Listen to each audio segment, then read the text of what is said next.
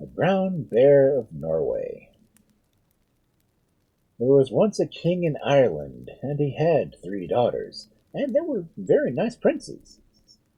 One day, when they were about their father and were walking down the lawn, the king began to joke with them and to ask them whom they intended to marry. "I have the King of Ulster for my husband," says one. "And I'll have the King of Munster," says another. "And," says youngest, "I'll have no husband but the Brown Bear of Norway." For a nurse of her used to telling her the enchanted prince that she had called by that name, and she fell in love with him, and his name was the first name on her tongue, for the very night before she was dreaming of him. Well, one laughed and another laughed, and they joked with the princesses all the rest of the evening. But that night she woke up out of her sleep in a great hall that was lighted with 1,000 lamps. The richest carpets were on the floor, and the walls were covered with cloth of gold and silver. And in the place was a grand company, and the very beautiful prince she saw in her dreams was there. And it wasn't until the moment he was on one knee before her, telling her how much he loved her, and asking her wouldn't she be his queen. Well, she hadn't the heart to refuse him, and they married the same that evening. "Now, my darling," says he, when they left by themselves, "you must know that I'm under an enchantment. A sorceress that had got a beautiful daughter wished for me to be your son-in-law. But the mother got power over me, and when I refused to wed her daughter, she made me take the form of a bear by day, and I will continue so until a lady would offer to marry me of her own free will, and endure 5 years of great trials after." Well, the princess woke in the morning, and she missed the husband from her side, and spent the day very sadly. But as soon as the lights were lighted in the grand hall, and she was sitting on a sofa covered in silk, folding doors flew open, and he was sitting by her side the next minute. So they spent another happy evening. But he warned her that whenever she began to tire of him, or cease to have faith in him, they would be parted forever, and he'd be obliged to marry the witch's daughter. She got used to find him absent the day, and they spent a happy 12 months together. And at last a beautiful little boy was born, and happy as she was before, she was twice as happy now, for she had her child to keep her company in the day when she couldn't see her husband. At last, one evening, when herself and himself and her child were sitting by the window, open as it was a sultry night, in flew an eagle and took the infant's sash in his beak, and flew up in the air with him. She screamed and was going to throw herself out through the window after him, but the prince caught her, and looked at her very seriously. She bethought of what he said upon their marriage, and she stopped the cries and complaints that were on her tongue. She spent her days very lonely for another 12 months, when a beautiful little girl was sent to her, and she thought herself that she would have a sharp eye about her this time, and she would never allow a window to be more than a few inches open. But all her care was in vain. Another evening, when they were all happy, and the prince was dandling the baby, the beautiful greyhound stood before them, and took the child out of the father's hand, and was out of the door before he could wink. This time she shouted and ran after the rooms, but there were some of the servants in the next room, and all declared that neither child nor dog passed out. She felt somehow it was her husband's fault, but she kept command over herself, and didn't reproach him. When the third child was born, she would hardly allow window or door to be left open for a moment, but she wasn't near to keep the child to herself. They were sitting one evening by the fire, when a lady appeared standing by them. The princess opened her eyes in a great fright and stared at her, and while she was doing so, the lady wrapped a shawl around the baby that was sitting in its father's lap, and either sank through the ground or went up through the wide chimney. This time the mother had kept her bed for a month. "My dear," she said to her husband when she was beginning to recover, "I think I'd feel better if I was to see my father and mother and sisters once more. If you give me leave to go home for a few days, I'd be glad." "Very well," he said. "I will do that, and whenever you feel inclined to return, only mention your wish when you lie down at night." Next morning, when she awoke, she found herself in her old chamber at her father's house.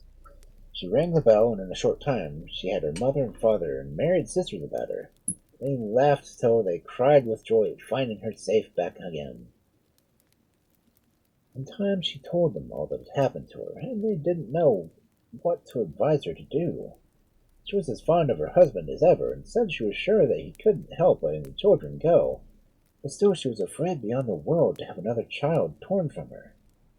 Well, the mother and sisters consulted a wise woman that used to bring eggs to the castle, where they had great faith in her wisdom. She said the only plan was to secure the bear's skin that the prince was obliged to put on every morning and get it burned. And then he wouldn't help being a man by night and day, and the enchantment would be at an end. So they all persuaded her to do just that, and she promised she would. After 8 days she felt so great a longing to see her husband again that she made the wish the same night. And when she woke 3 hours after, she was in her husband's palace, and he himself was watching over her. There was great joy on both sides, and they were happy for many days.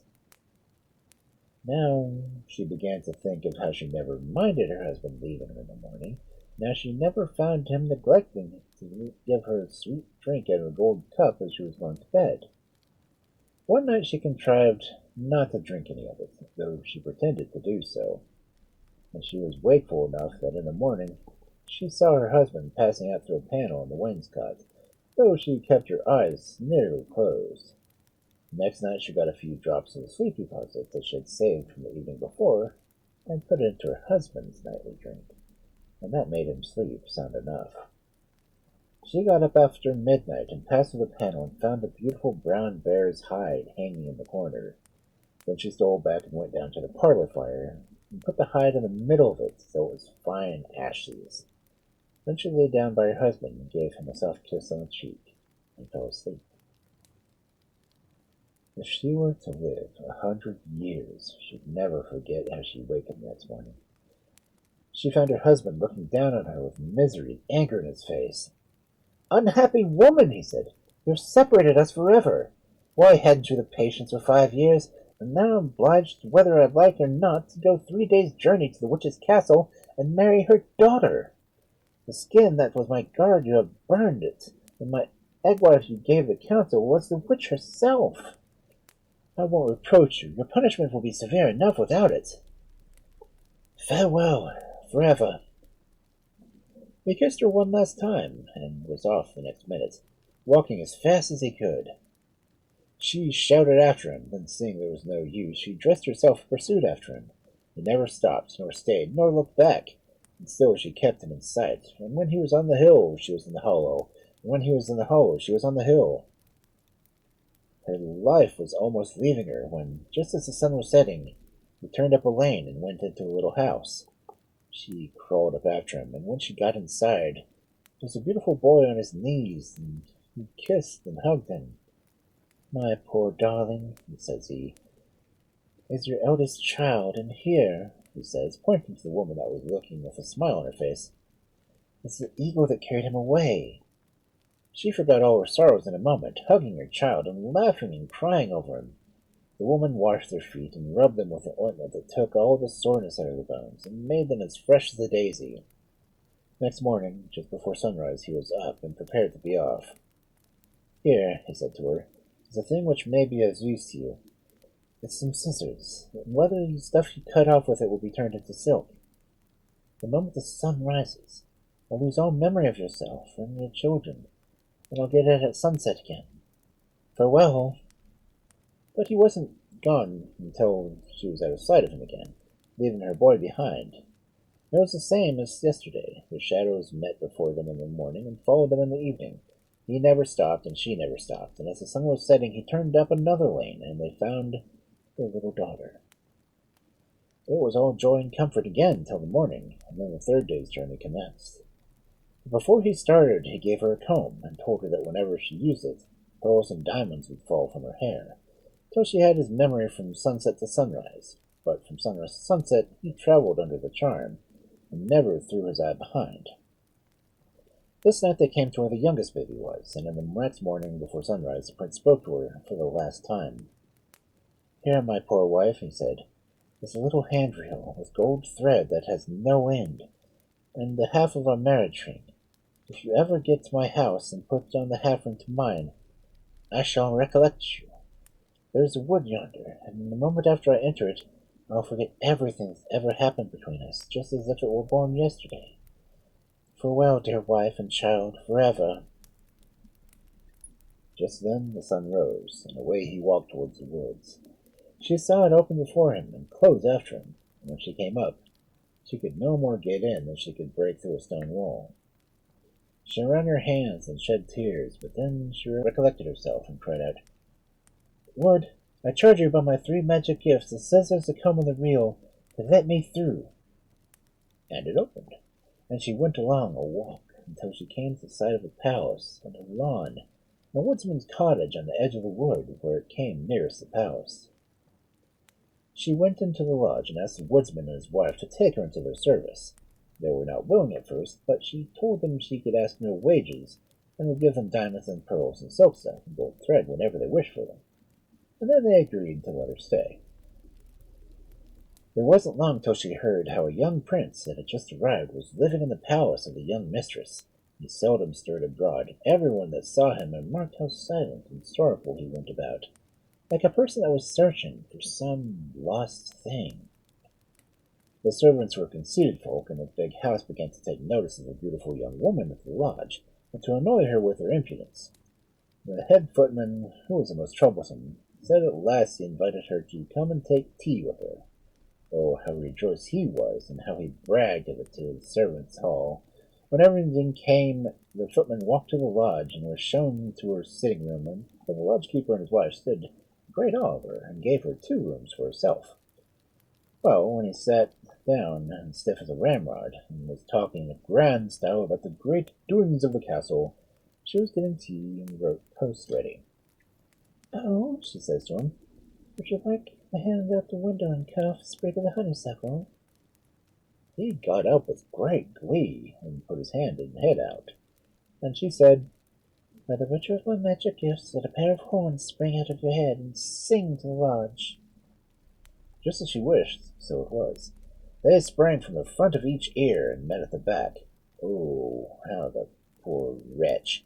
How he bawled and roared! The servants that had been boasting were soon flocking to the castle, and grinning and huzzahing, and beating tunes on tongs and shovels and pans. And he cursed and sweared, and his eyes ready to start out of his head, and he was black in the face, and kicking his legs behind like mad. At last she pitied him and removed the charm, and the horns dropped to the ground, and he would have killed her on the spot, only he was as weak as water, and his fellow servants came in and carried him up to the big house. Well, some way or another the story came to the ears of the prince, and he strolled down that way. She had only the dress of a countrywoman on her as she sat sewing at the window, and that did not hide her beauty. And he was greatly puzzled after he took a good look, just as the body is puzzled to know whether something happened to him when he was young, or if he had only dreamed it. Well, the witch's daughter heard about this too, and she came to see the strange girl. What did she find her cutting the pattern of a gown of brown paper, and as she cut it away, the paper became the richest silk she ever saw. The witch's daughter looked on with greedy eyes, and she says, "What would you be satisfied with to take for thy scissors?" "I'll take nothing," said she, "but leave to spend 1 night outside the prince's chamber." Well, the proud lady fired up and was going to say something dreadful, but the scissors kept on cutting, and the silk growing richer and richer every inch. So she promised the girl what she asked for. When the night came on, and she was left in the palace and lay down until the prince was in such a dead sleep that all she could do to wake him. So she sung this verse to him, sighing and sobbing, and kept singing it the night long. But it was all in vain. "For long years I've married to thee, 3 sweet babes I bore to thee. Brown Bear of Norway, won't you turn to me?" At the first dawn, the proud lady was in the chamber, and had led her away. The footman of the horns put his tongue out at her as she was quitting the palace. There was no luck so far, but the next day the prince passed by and looked at her again, and saluted her kindly, as the prince might a farmer's daughter, and passed on. And soon the witch's daughter passed by and found her combing her hair, the pearls and diamonds dropping from it. Well, another bargain was made, and the princess lent another light of sorrow as she left the castle at daybreak, and the footman was at his post, and enjoyed his revenge. The third day the prince went by and stopped to talk to Ulster, and he asked what he could do anything to serve her, and what she might say. She asked him did he ever wake at night. He said that he often did, but that during the last 2 nights he was listening to a sweet song in his dreams and could not wake, and that the voice was one he must have known and loved in some other world long ago. Says she, "Do you drink any of the sleeping possets either of these evenings before you went to bed?" "I did," said he.